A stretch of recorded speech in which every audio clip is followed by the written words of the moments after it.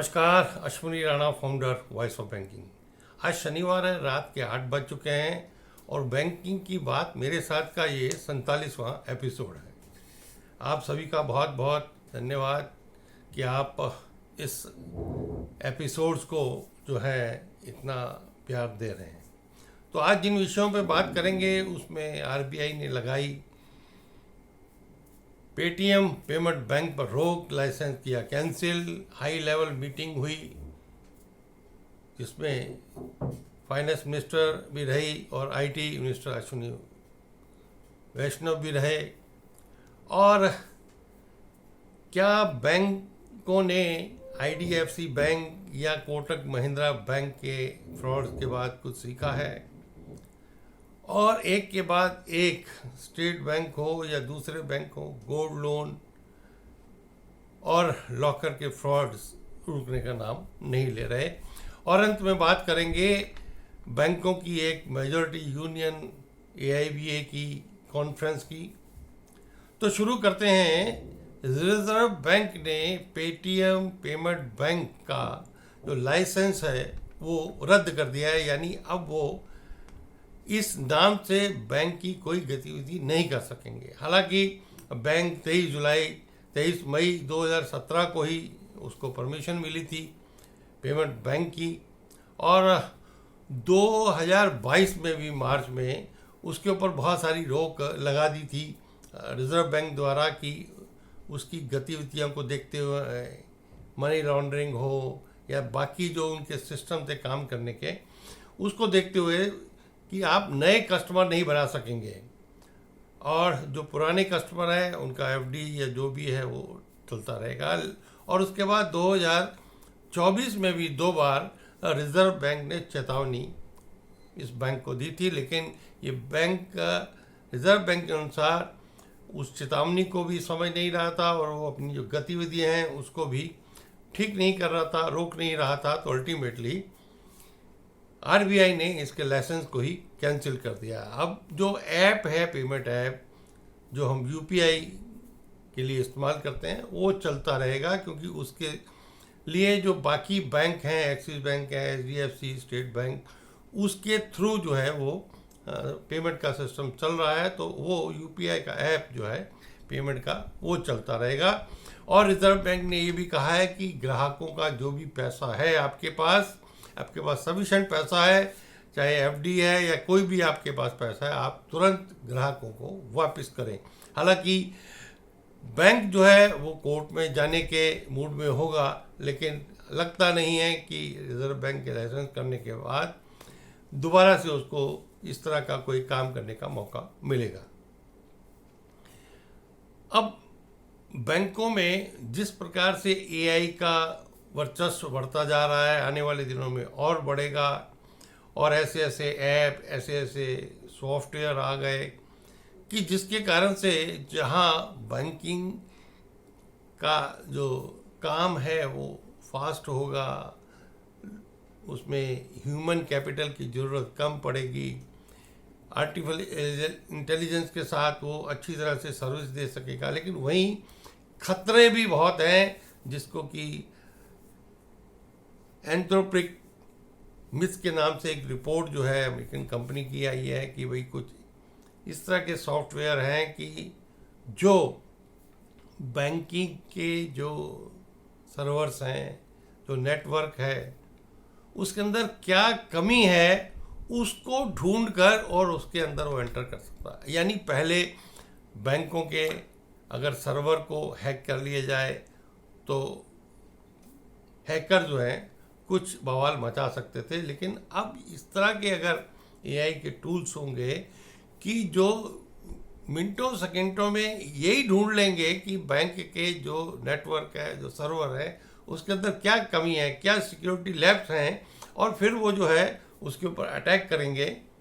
तो आप सोचिए कि कितना खतरनाक हो सकता है बैंकों के लिए, क्योंकि बैंकों में जो पब्लिक का पैसा है उनके अंदर वो डर बैठ सकता है कि हम बैंकों में पैसा रखें या ना रखें। इसी को देखते हुए एक high level meeting finance ministry ने बुलाई थी। उसमें बैंक और बाकी जो स्टेक होल्डर हैं, आईटी डिपार्टमेंट और वहाँ के उनके मंत्री अश्विनी वैष्णव रिजर्व बैंक और बाकी मिनिस्ट्री के ऑफिशियल्स, बैंकों के ऑफिशियल्स, इस पर चर्चा हुई कि भाई किस तरह से बैंकों के नेटवर्क को, सर्वर्स को, सॉफ्टवेयर को सुरक्षित किया जा सकता है कि कोई भी इस तरह का अटैक रहा हो, और उसमें अगर जहाँ जहाँ कुछ कमी है तो उसके ऊपर फोकस करके उसको ठीक किया जाए, ताकि कोई भी ऐसा अटैक जो है वो सिस्टम में ना हो, ताकि जो जनता का, पब्लिक का मनी है वो सेफ रहे और बैंक भी सेफ रहें। तो उम्मीद है कि इस सरकार के एक्शन के कारण इसके ऊपर काम होगा जल्दी, और ताकि बैंकों को सुरक्षित रखा जा सके।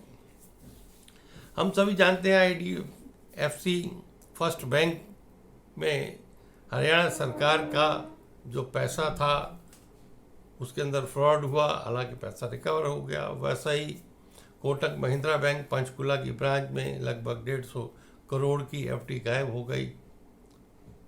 अब ये सब उसके ऊपर कार्रवाई चल रही है। अभी ED ने उस कोटक महिंद्रा बैंक के केस में कई जगह रेड्स की हैं। उसको लगता है कि ये जो सारा पैसा है मनी लॉन्ड्रिंग के थ्रू इस्तेमाल हुआ है।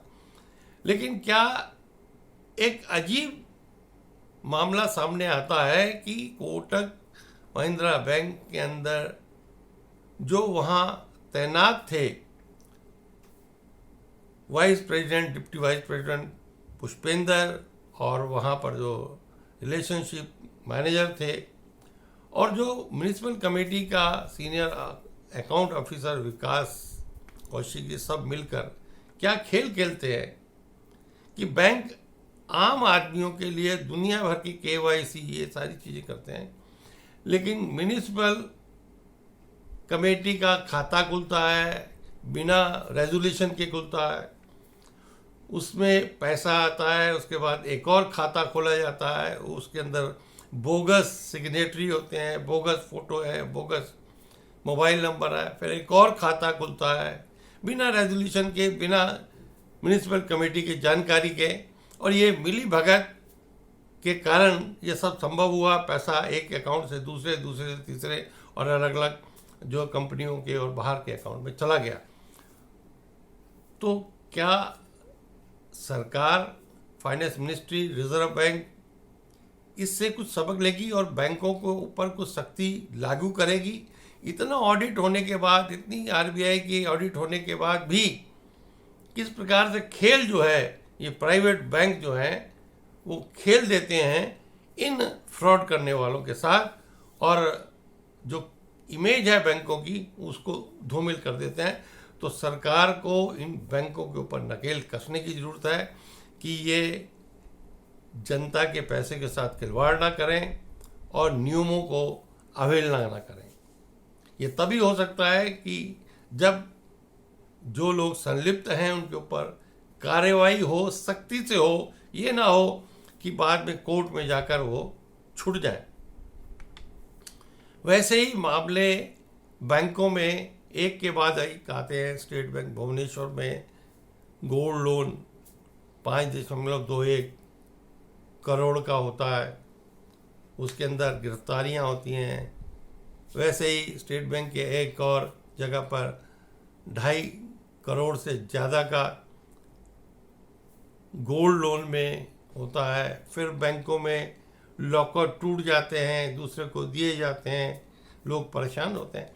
यानी ये गोल्ड से रिलेटेड जो मामले हैं इसके ऊपर रिजर्व बैंक क्यों नहीं कोई, रिजर्व बैंक ने अभी बहुत सारे कानूनों को, बहुत सारे सर्कुलर्स को ख़त्म करके मास्टर सर्कुलर को कम किया है। लेकिन गोल्ड आज एक प्रीशियस मेटल तो था ही, उसकी कीमतें जैसे जैसे बढ़ रही हैं उसमें लोगों का इन्वॉल्वमेंट बढ़ रहा है। फ्रॉड करने वाले चाहे बैंक के अधिकारी हों या ग्राहक हों कि फेक गोल्ड के साथ लोन लेना या अलग अलग तरीके। तो इसलिए सरकार को उसके ऊपर कुछ सख्त नियम बनाने चाहिए, और गोल्ड लोन जो है वो हर ब्रांच में ना अवेलेबल होकर उसके लिए स्पेसिफिक ब्रांचेस होनी चाहिए कि जहां गोल्ड लोन मिले, ताकि वहां पर सारी ड्यू डिलिजेंस होने के बाद ही गोल्ड लोन मिले और वो गोल्ड जो है वो सुरक्षित भी रह सके, ताकि जनता का भरोसा इन बैंकों पर बना रहे। अंत में बात करेंगे बैंकों की एक union AIBA, all India bank employees association, 80 साल हो गए उसके 30वां कॉन्फ्रेंस था बेंगलोर में। बहुत लोग, अच्छी संख्या में डेलीगेट्स वहाँ थे क्योंकि 80 साल हो चुके थे। 4 दिन की कॉन्फ्रेंस थी, लेकिन अंतिम दिन 22 तारीख को जब वहाँ पर नई कमेटी का इलेक्शन होना था, तो उससे पहले वहाँ बहुत बड़ा बवाल मचा। और बवाल इसलिए मचा कि कुछ लोग जो रिटायर्ड हैं वो उस गद्दी को छोड़ने के लिए तैयार नहीं हैं, और जो बाकी रिटायर्ड है जिनको गद्दी नहीं मिली वो गद्दी लेना चाहते हैं। सबसे बड़ी बात की लड़ाई कुर्सी की और रिटायर्ड नेताओं की, लेकिन नारे लगा रहे थे युवा बैंकर।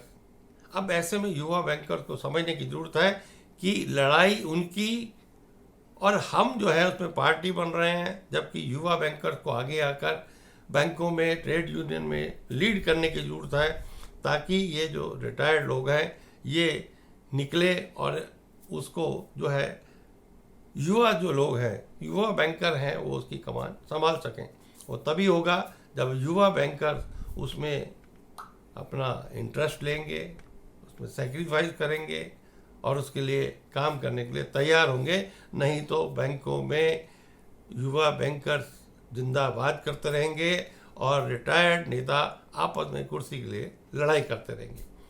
वीडियो अगर अच्छा लगा हो तो कृपया लाइक करें, शेयर करें, चैनल को भी सब्सक्राइब करें, और मिलते हैं अगले शनिवार रात 8 बजे। तब तक के लिए नमस्कार।